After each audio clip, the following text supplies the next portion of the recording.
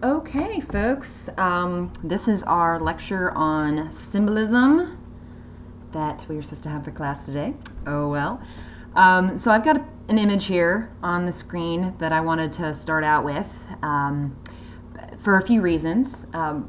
Basically, what we're looking at here in this picture is a hand, as you can imagine, but there's a lot more to it than that, and that's what symbolism is all about. It's taking something that on the outside is sort of concrete and obvious and deriving meaning from that. So there are a lot of things we could say about this image here besides that it's just a hand. There are a lot of other images within the image, particularly the little symbols that are on the hand.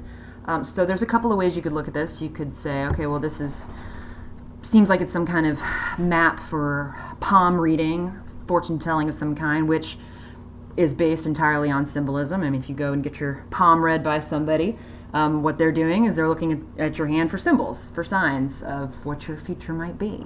Another thing to note about the symbols is they are actually taken from alchemy, which people don't practice anymore, but it was actually a fairly popular practice back during medieval times, and alchemy was basically the search for the way to turn a certain element, certain mineral, let's say lead for example, into gold. So alchemists, their main objective was to figure out how to do that. And so, as you can imagine, they were not successful in their endeavors. They were never able to find the secret to turning lead or whatever into gold. But along the way, in performing all these sort of tests and experiments to try to make this happen, they may not have turned lead into gold, but they did learn a lot along the way. They did make a lot of very important discoveries, and alchemy ended up being sort of the foundation for what we know today as modern science and the modern scientific method. So at the time, what the alchemists were doing was actually considered heretical by the Catholic Church, so much so that they could be anything from excommunicated from the church to actually executed for their practices. So for that reason, and also because they didn't want other alchemists or people that weren't in the inner circles to know what they were doing, they would record their findings of what they were doing in code and symbols. And so the symbols you're seeing in front of you are actually taken from the recordings that they did. So, in front of us we've got symbol for ashes, symbol for water, symbol for different astrological signs, things like that. So another thing to note about alchemy actually is that, they didn't actually end up finding gold, but alchemy, the concept of alchemy actually changed and became less about the objective of finding gold from lead, and actually became symbolic of not the search for wealth, but something greater, in this case, truth, knowledge. So what once was a search for gold became the search for truth, and that's the symbolism that alchemy took on over time. So that's why I'm showing you what I'm showing you. Symbols. A symbol, like alchemy or other things, a symbol is a person, a place, thing, or event that represents or stands for something else. Okay? So you're taking something and having it mean more than just what it literally means. It means something else as well. Typically something abstract. So a symbol is something concrete, like an image or person, place, thing, object, that kind of a thing. And what we get from that is an abstract concept out of the deal. And symbols work because they rely on shared significance. Right? So a lot like what the alchemists were doing with those symbols, they were able to communicate with each other because they all understood what the symbols meant. They were able to look at them and get a shared significance out of it, and that's how symbols work. So an example of that would be the image that you see right here. Okay, so we've got an object here, a bird, a white bird with a stick in its mouth. Okay, so it's a dove, and that's what it is concretely. That's what it literally is. But it stands for an abstract concept, and you're probably imagining it right now. You're probably thinking of that concept right now without my even having to say it, but I'm going to say it anyway. Peace. Okay? Because peace is an abstract concept. You can't visualize peace. You can't hold it in your hand. But a dove is concrete. And the idea is that we would all look at this image of this bird and get the same significance from it. And so then the question becomes, okay, well, why a dove? Why not any other bird? Why not a pigeon? Well, as a lot of you probably know, there's a religious significance, a religious symbolism to using the bird dove as the image and not another bird.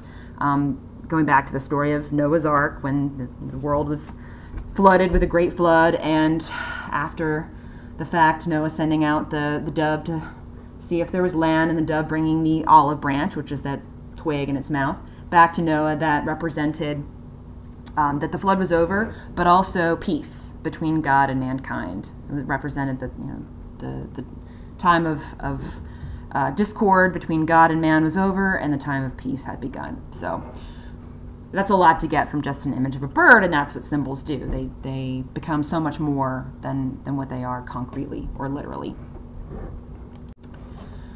Okay, in stories, symbols can be found in a lot of different places. Now, not everything stands for something else necessarily, but you can find symbols in a lot of dimensions of a story. So you might have an object described in a story that turns out to be symbolic of something else. But it goes beyond just objects. Sometimes characters themselves can also be symbolic of a more common idea, a more abstract idea. Again, this is not true of all characters, but some. Sometimes the things the characters do, the actions that they take in a story, can be a representative of something greater, something more significant than just the literal function as part of the plot. And of course, where the characters are can also be significant as well. It can be more than just, again, the literal function that it plays of giving them somewhere and some time to be. It could be representative of something greater than that. So one of the things we're going to do is, in the next class, you guys are going to be finding me some examples of these symbols in different stories we've read, so you might want to think about some examples in the meantime. So you're ready for that. But symbols can be found in lots of different places. All right, symbols also can have a couple of different dimensions to them. They can have a general symbolism, a general significance, but also a significance that is specific to the story. So let's start with general symbolism. General symbolism is when we've got a symbol that has a significance, a shared, recognized significance already outside of the story. So the idea is that you come to the story as a reader already sort of carrying some cultural baggage. You're already attaching significance to the symbol already. So the idea is the author's going to assume, okay, if they put this in there, you're already going to attach some significance to it. Whereas with story-specific symbolism, the symbol could have general symbolism outside the story as well, but it might take on a special significance that is specific to just the story as well. So the author would take that symbol that we would generally recognize and generally attach significance to, and then do something special with it that is just within the confines of the story. It's unique to the story, and you're not going to get that kind of significance anywhere else. Right? So it might have meaning outside of the story before coming to it, but after reading the story, you're not really necessarily going to see the symbol the same way. And typically, this particular symbol is going to be emphasized pretty heavily in some way. It might be part of the... Oh, that's my oven going off, sorry. I need a soundproof booth for this. Maybe it's part of the title. Maybe it's described in great detail. Maybe it has some kind of special significance to the protagonist. Who knows? But it's going to be emphasized. It's going to be really important in some way. So an example of a symbol that has both general symbolism and story-specific symbolism is a cathedral. Okay, so a cathedral has obviously pretty general symbolism outside the story. Like, you guys knew what a cathedral was probably before reading the story, and people have been using cathedrals as symbols, religious symbols, for a really long time before the story was written. And Raymond Carver, the author, sort of playing on that. So cathedrals outside of the story, again, have a pretty significant general symbolism. They're found all over the world, and they typically represent achievement, mankind. That it takes decades, maybe generations, to build one. It's considered one of the highest forms of creation and art, architectural brilliance, but also the idea behind a cathedral, building it the way that it was built, the symbolism behind the architecture itself is to show God's glory in a way, and also the taller the cathedral, the closer to God, right? Not literally, but symbolically. You see what I'm saying? Now, cathedrals have that kind of significance outside of the story, and always will, but inside the story, as you guys know, it takes on a totally different kind of significance.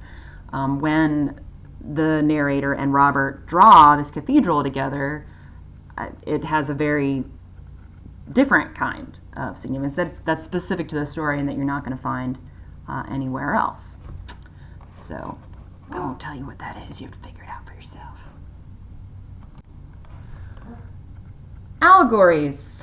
Another term you need to know is allegory. An allegory is a story that teaches a lesson through symbolism. In an allegory, everything in the story, the characters, their actions, where they are, every single thing represents something else, represents an abstract idea. So I'll give you some examples in just a second, but again, I want to emphasize everything in the story, because not all stories are allegories. They're a special kind of story. So some examples would be political allegories. With a political allegory, you're going to have characters, the things they do, where they are, all that, representing an abstract political idea, or maybe an ideology, or certain political figures, historical figures, events, things like that. So an example would be Animal Farm. Right? That's probably the most classic political allegory people usually think of. There are a lot of other ones too, but this one, is the iconic political allegory. Right? Yeah, it's a story about animals, and yeah, they're on a farm, and yeah, you could read it, and if you didn't know what it all stood for, you could still understand it on a superficial level, but it's more than really just about animals on a farm. The idea is that it's representative of communism. Right? It's actually critical of communism. So all the different animals on the farm represent different historical figures. Like, there's a pig that represents Lenin, one that represents Trotsky. So every character, everything they do is, sort of standing in for things that actually happen as a criticism of communism. Religious allegories. So this would be things like parables. Right? So, for example, in the Bible and other religious texts, certain religious concepts are taught through parables, which are stories that teach a lesson. All the characters and actions and everything are representative of certain abstract religious ideas. Another example would be the Chronicles of Narnia. C.S. Lewis' Chronicles of Narnia are actually a religious allegory as well. I don't know if you knew that, but again, you can still understand it. Children read it and they don't understand that it's a religious allegory necessarily, and they can still enjoy it on a different level. But it is supposed to teach a religious lesson. Morals. Morals can be taught through allegories as well. Probably the most iconic example of that would be Aesop's Fables. With Aesop's Fables, you guys probably grew up hearing those, because it's hard to convey abstract concepts to a small child. It's hard to teach them morals that way, but children learn really well through storytelling. They learn really well through symbolism, actually, and that's what fables are all about. All the characters, all the animal characters in the stories are representative of abstract concepts. Certain characteristics, like the fox in the image you see there, is typically representative of cunning. There's a story of tortoise and the hare. The lamb is almost always, innocent. The wolf is evil. And in the end, you always get some sort of moral, some sort of lesson that the story is supposed to teach. So I'm sure you guys can think of a whole bunch more because there are lots, but we'll move on.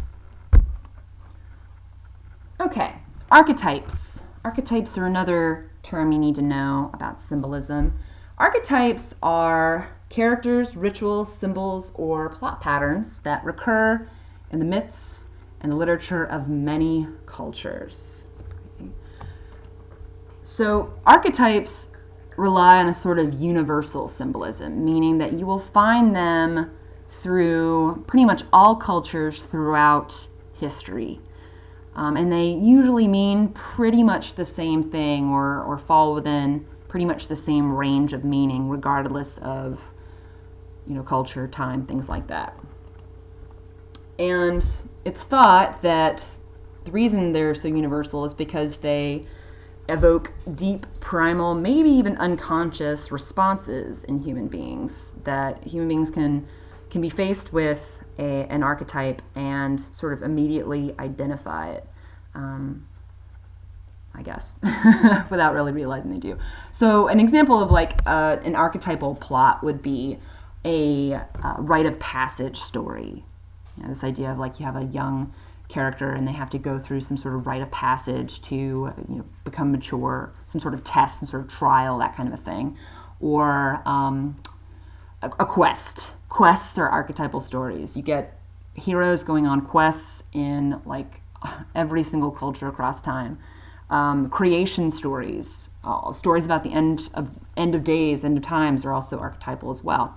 But also images like the one that you see up in the corner, which we'll talk about in just a second, can be archetypal as well. But the idea is that archetypes, that we are able to sort of recognize them so immediately, and they are so universal because they're based on common human experience, and that's why and how they work. So an example is the image up in the corner, which actually has two archetypal symbolic images in one. Right? The first being the eye, right, in the center of the image. Eyes are very archetypal symbols. You see them again across cultures, across time. They can represent a lot of different things, but it all comes back to common human experience. So maybe the eye might represent, the all-seeing eye, like omniscience, like there's some sort of omniscient figure watching over what humanity does, or it could be representative of sight, not literal sight, but more like insight, things like that, the sight within. Could be representative of something negative like surveillance, like you're being watched, Big Brother is watching you. And of course there's that old saying that the eyes are the windows to the soul, right? So again, all common sort of human experiences can be traced back to that. The hand in the image is also an archetypal symbol that comes up over and over and over again. And of course, the way the hand is used changes the symbolism, but hands are a distinctly human trait, and so that's probably one of the reasons why it comes up so often, because it's one of the things that distinguishes human beings from non-human beings. So hands can be used as symbols of communication, of help, assistance, could be used as signs of greeting or even signs of aggression, signs of peace, again, depending on how the hand is positioned. Could be like back at the beginning we talked about, fortune telling, the idea of using the palm to, look for signs of the future. But people don't necessarily take a lot of stock in that kind of thing anymore. But we do still look at hands as a sign of individuality, right? The idea behind palm reading is that no two palms are going to be the same, just like no two futures are going to be the same.